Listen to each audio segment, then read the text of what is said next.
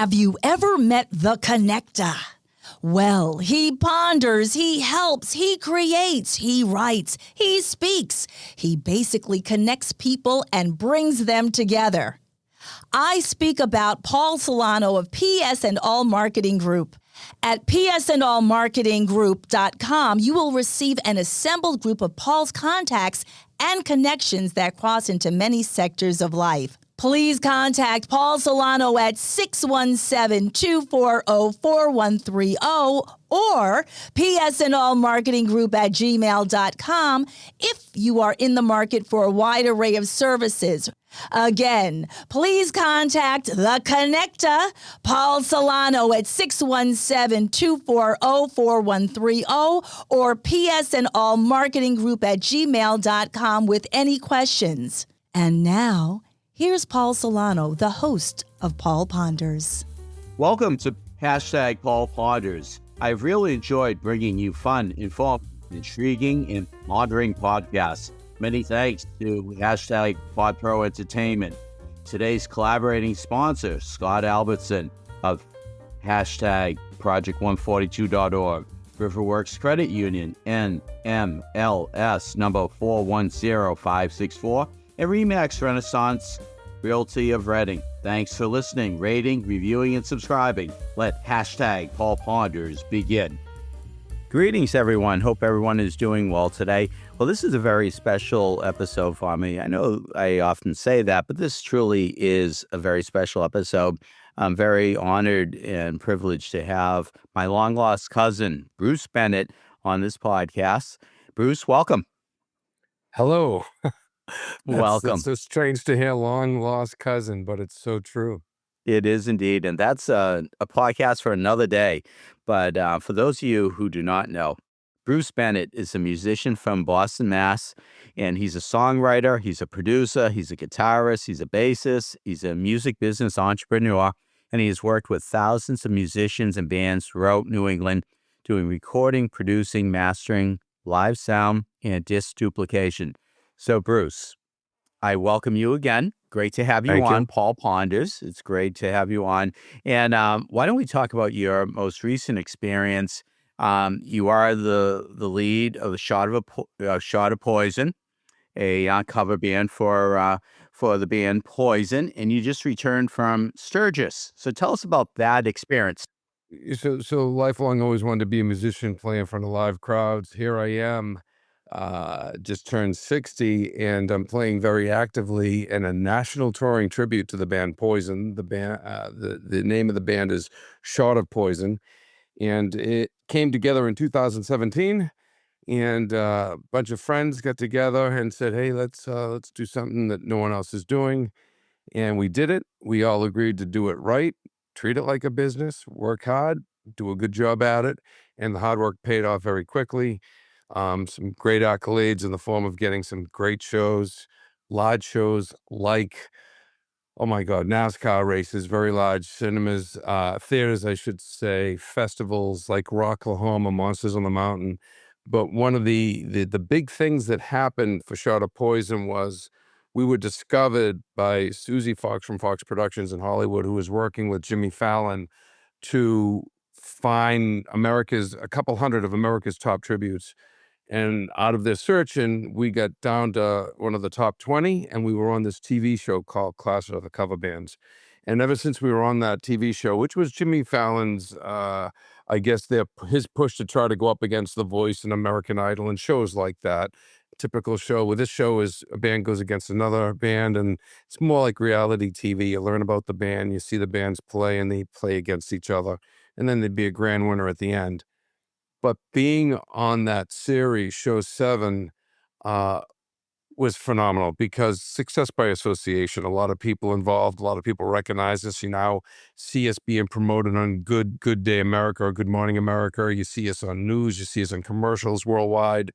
And fortunately for us, out of the 20 bands, 10 episodes, they chose us playing Poison's Nothing But a Good Time for most of the commercials. Wow. And so that made Poison very happy. And that led into Poison, namely Bret Michaels of Poison, the lead singer, to go on and publicly support us, endorse us, recognize us. And out of the 20 bands, 10 episodes, he's the only actual original act that recognized the band representing them on this series. And Wow. we eventually went on and played a stage with him, played a song. And since that, we've been getting bigger and bigger shows. So now we can play less shows, but bigger shows. And the most recent, what you just said, was Sturgis. We did a run of 5 shows in North and South Dakota, and it was a lot of fun.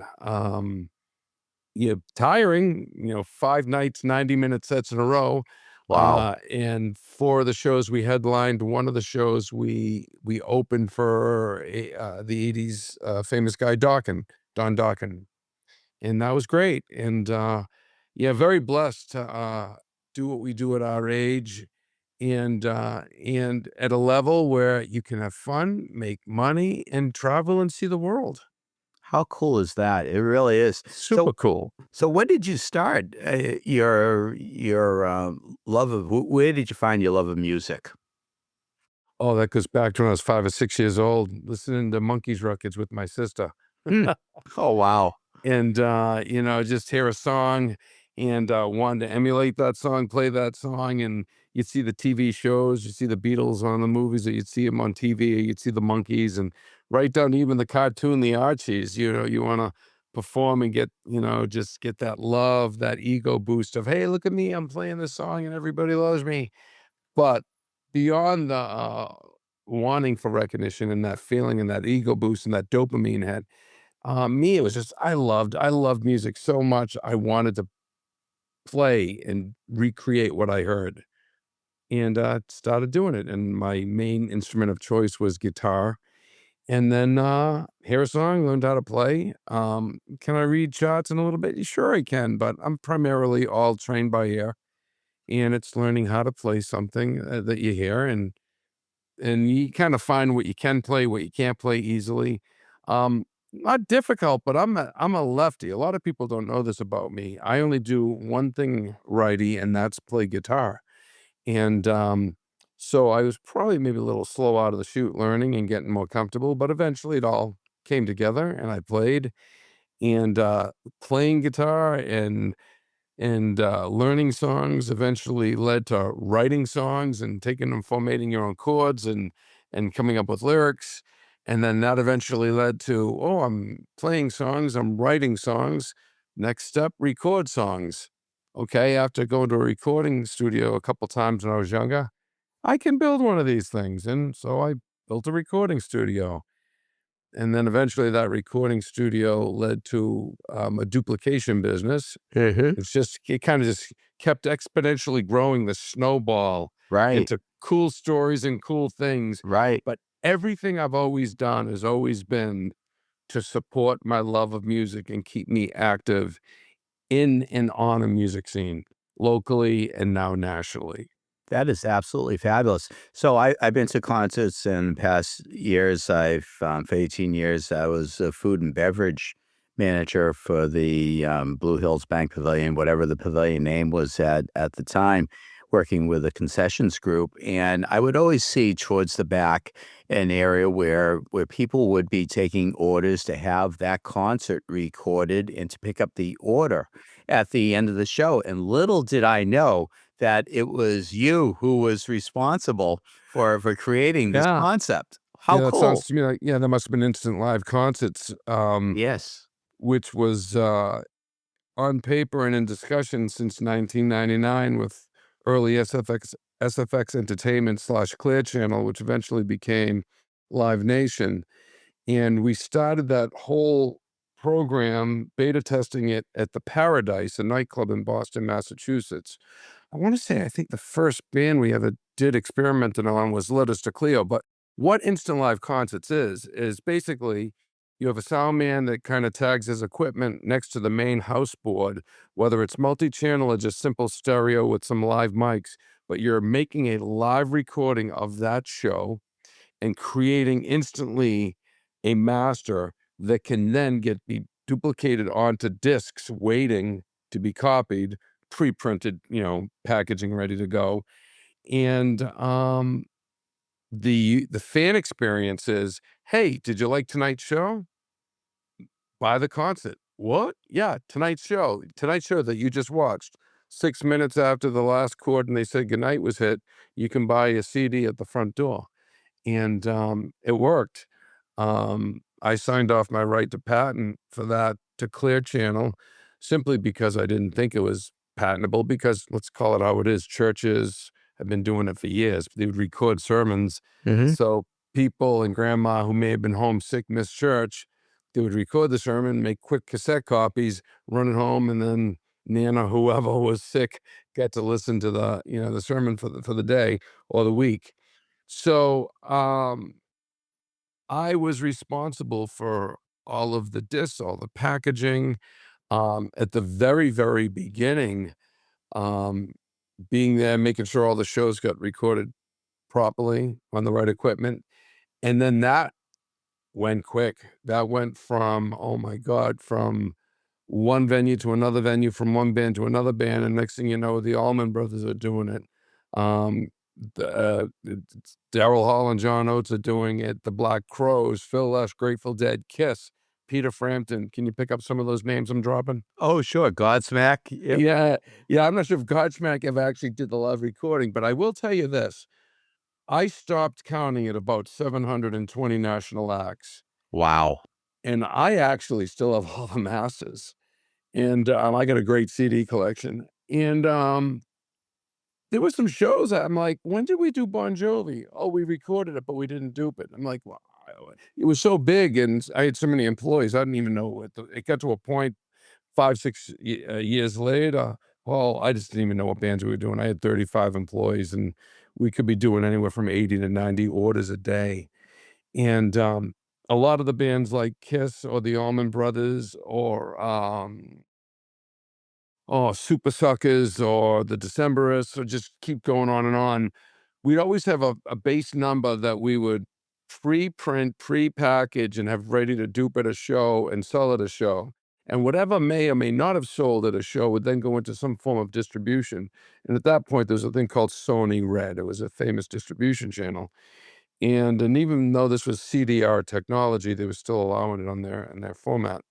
And we had many, many bands that were selling so well that we would go back and reduplicate the show after the fact, like Allman Brothers live in, I don't know, Arcadia, New York, wherever. It's just name a city, town, I'm like, there's so many famous they always seem to focus around amphitheaters, Jones Beach, Mansfield. I still call it Great Woods. I'm not even sure what they're calling it these days.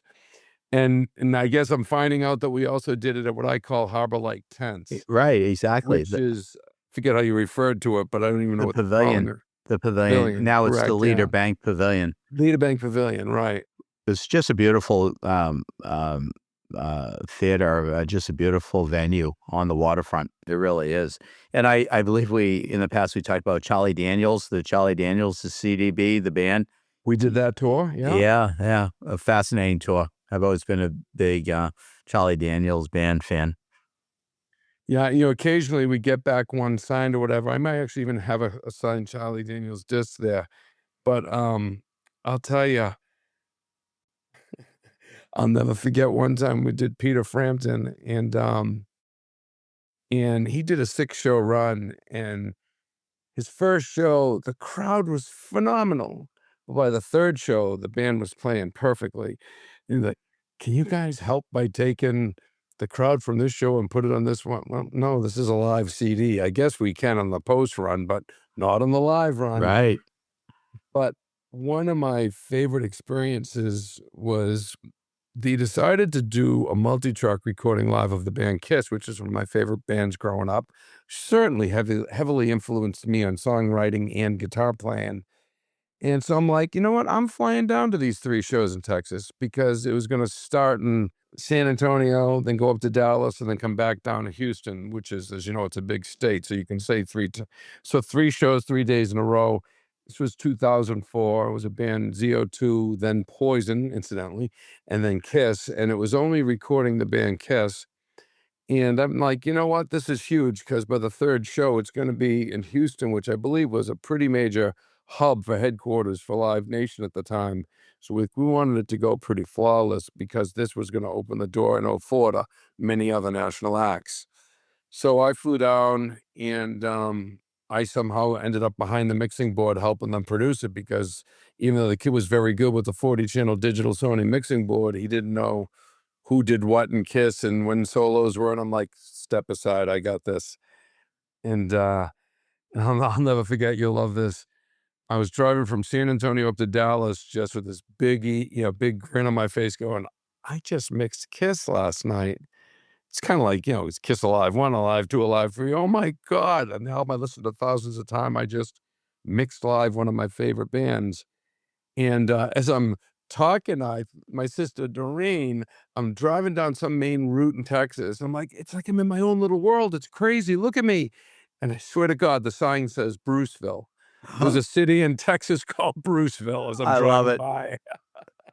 That's great.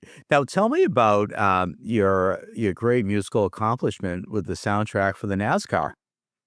Oh, that started out simple, but it ended up being really killer. It's networking in any industry, especially the music industry, is so important because you never know who can come around, who can need what, or who he can help, or who can help you. Got a phone call one day from a guitarist of a band I recorded at one point in my recording studio that I built because it supported my endeavors. Mm-hmm. And I started to make money because we all need to make money. I started recording other bands for a living. He's like, hey, can you help get me some bands? I'm the executive producer for a new sound station game called the Sony PlayStation, and our first game is going to be coming out. It's called NASCAR Racing, and we totally dropped the ball with getting music because they want a full audio track for this full blown audio spectrum behind all the racing. And I'm like, yeah, I know hundreds of bands. I'll record, I duplicate. Well, I need it in 3.5 weeks. I'm like, that's not even enough time to get the legal for all that stuff done, let alone get it together, get it mixed down, edited. And so he says, well, I need something. I'm like, not to kind of shine the light on my own thing. I said to him, I says, but I might have some that'll work for you. How many songs you need? He says, 12. I'm like, all right. Well, I just did a 10-song album that we thought were going to get signed to A&M Records. It didn't happen. I says, but it's really good music. It is music that sounds like you drive a car 150 miles an hour to. I says, maybe I can remix it and take out the vocals and quickly write 2 riffy songs. That could potentially happen. And so we talked money, made sense. My eyes lit up. And a month later, he was 3.5 weeks later to a month, he had the 12 tracks ready to go. And those tracks were on Sony PlayStation's Hmm. NASCAR Racing. Wow. And, PlayStation was new. This was 1996, 95, maybe 96. It was new at the time. And, no one really knew what to expect. But I do know this. When the game finally came out and people were loving PlayStation and loving um, the game got okay reviews, but the audio got rave reviews. They kept saying, PC game, best soundtrack in any racing game, bar none. That's quite a quote. That's quite a quote to get under your belt. Oh, So without a doubt. Without a doubt. I'm gonna have to play my son's PlayStation. I'm gonna see if he has that. I'm gonna be you gotta playing that. find the original NASCAR racing, correct? Right. Wow. And I was supposedly gonna get NASCAR Racing 2, 3, Formula One, Superstock, but as like with any record deal, because Sony was going through a company called Papyrus, which was a division of them that did game development. Um, I lost my A&R rep. They let him go, or he got replaced within like 6 months. And then the new rep came in. I'm like, okay, I got 6 more games to do. Oh, we're going to take a different route this year. We're going to buy equipment and do it in-house. Oh. I'm like, Ugh. okay. I hate when that All right. happens. But you know what? I was so into playing live. I didn't try to hang my hat on, I'm going to be writing music jingles and soundtrack for games for the rest of my life. A lot of people would make a big chunk of money like I did and think, oh my God, it's the Holy Grail. Still, I stayed true to, okay, focus back on my band, focus back on my own songwriting, focus back on releasing my own music, and just, try to make it. Right, exactly, and that you have.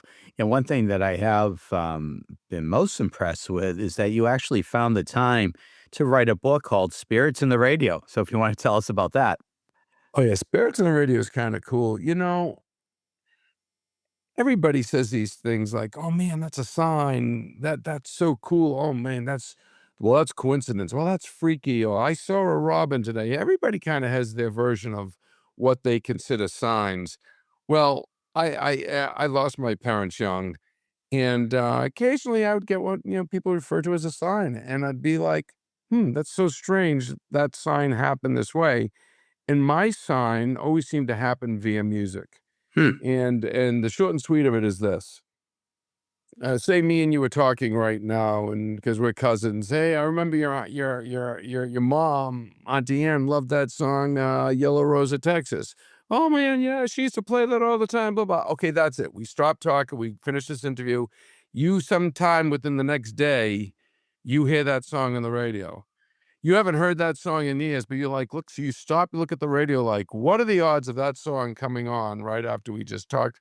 Well, I kind of treat it like it's an energy projection. I do believe it's a nod from the other side, whatever the other side would be, whether it's a dimension, whether it's the unknown, or whether it's life and death. And then I started actually delving into a lot of the stuff. The term is called ADC, after death communication.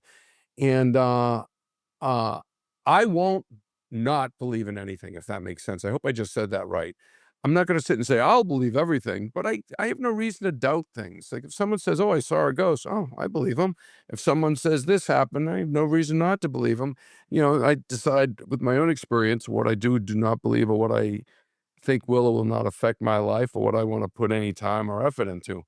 But I had so many of these uncanny observations. I'm like, okay, something's going on, and I'm a realist. Realist is basically, okay, I'm not going to doubt something that's so painfully clear. It might not be able to be explained fully spiritually or fully scientifically, but something's going on here. So I'm like, okay, so stop paying attention. Carry a little notepad, write things down as I notice, see if they all start forming messages. And they did. And that's kind of what the book's about. Einstein's the guy that told us energy does not die ever. It just changes form. So if it's kind of true, and there are some people with a lot of religious overtones that would really get upset, blasphemy or this or that, thinking that, well, what's he saying? You can talk to the dead. No, I didn't say I talked to the dead. I said I do believe there's some kind of energetic electrical messages that happen, whether it's happening simultaneously or from the future or from the past, or it's all happening at once. I don't know. You don't run your life by them, but you pay attention and smile when it's time to smile. Heed warnings if it seems like it's a warning, or try to pay attention to what that message may be with what it is you think you're experiencing. So that's the book. The book is really, I guess it's more like a memoir of me just telling the weird things that happen. I would love to say that I'm this great entrepreneur that loves music, but I give a lot of my, I'll just flat out say it. I believe my parents from beyond kind of like treated me like a little, cue ball on a table and bumped me around a little bit to get me in the right direction. Put the right people in my life at the right time, put the right happenstance. Things could happen to kind of get me to the next level of, well, living life, enjoying life, making a living, and, just trying to make the best out of this thing we call life. I love it. Well, that ties into one of the original podcasts that I produced with Techie Talonzo called "Time." Life is that incredible journey from the womb to the tomb, and what happens in between is something called time. Things I must experience, and it's obvious to me that you have experienced so much, and you've just lived a great life and affected so many lives with your attitude, with your music, with your writings that you are truly an incredible person. Oh, thank you. I appreciate that. No, seriously. But by the way, as we start to wind down, how can our listeners in Paul Ponders land get a copy of your book, Spirits in the Radio? Is that on Amazon? It is. Yeah, it's an audiobook on Amazon. And wherever Amazon does the digital books. I do at the Shot of Poison shows, I typically do bring out some hard copies to sell at shows. Sometimes people want them signed or something. And my website, www.brucebennettrocks.me. So it's my name, brucebennettrocks.me. I do believe you can still order some online there, but it seems to me the world has gone digital. People want everything, Sure. like that. Right. The instant access to the knowledge and everything. So, what do you have coming up for any concerts with Shot of Poison? What do you So have? Shut Up Poison. We just came off of. I did 7 shows in 9 days, and so it's a very quiet end of the month in September. We have we're doing a local show in New England and Connecticut in October. We're doing in the Ritz Theater in Scranton, PA in November. One more local show in December, and then we're already starting to book the biggest shows for next year. We have some big announcements for next year. Bucket list items for me. Can't really say things until they're actually firmed up, but we're weekend warriors. We'll do 18 to 22 shows a year, which is it's almost like 2 shows a month, something like that. But they don't always happen perfectly 2 a month throughout 12 months.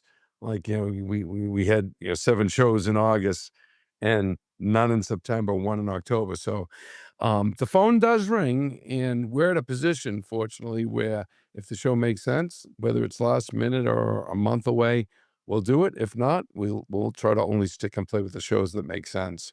But I will say I'm very happy with the tribute. We do a kick butt version of Poison.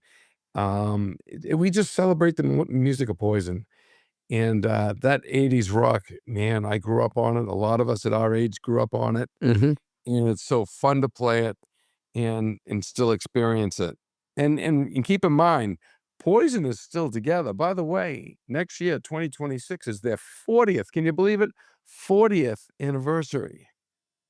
And they're still all together. That is awesome.